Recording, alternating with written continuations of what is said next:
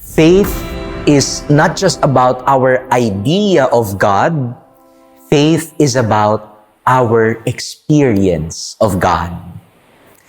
My dear friends, you know what is the difference of the book of Psalms among all the other books of the Bible? The Psalms speak not so much on ideas or theological knowledge, but they speak of the experience, of sentiments, of feelings of people about God. The psalm for today speaks about God as gracious, kind, slow to anger. He lifts us up. He listens as we call upon Him.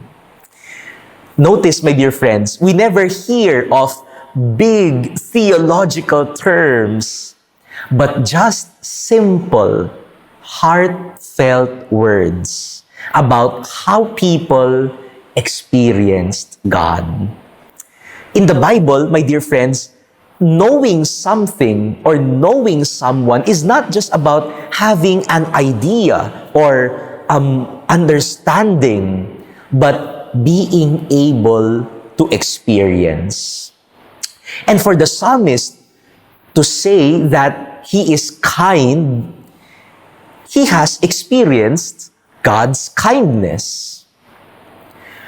When the psalmist says that he is slow to anger, it means he had an experience of being able to be forgiven by God. When the psalmist says, He lifts us up, it means the psalmist fell down.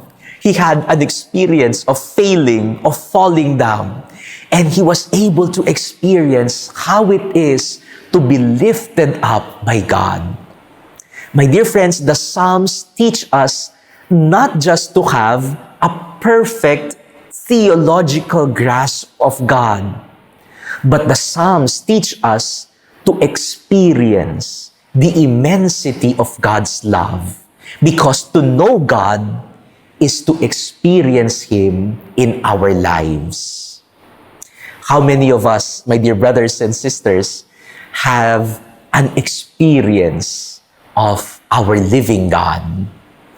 I remember one time when one person approached me after my Mass, and she told me, "Father, please pray over me for my healing because I was recently diagnosed with late-stage cancer." When she told me that, the thing that immediately entered my mind was, oh, late-stage cancer. This means that she has only a few months to live. But you know, the woman who asked for my prayers was telling me, "Father, I believe that God will heal me."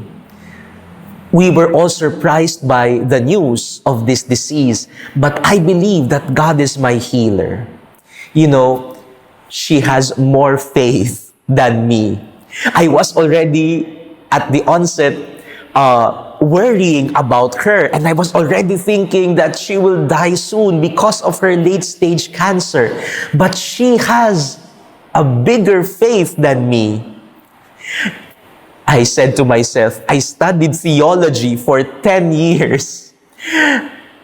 But this woman, who perhaps did not even study theology for a year or two, has a bigger and more profound experience of God. That is why she has a bigger faith than me, who has studied theology for years. Faith is really not about knowledge of God. Faith is about experiencing the goodness and love of God in our lives. Sometimes, my dear brothers and sisters, we just need to set aside first the big words. Sometimes, small words are enough. Small words that mean a lot. Small words that tell us our experience of our kind and gracious Lord.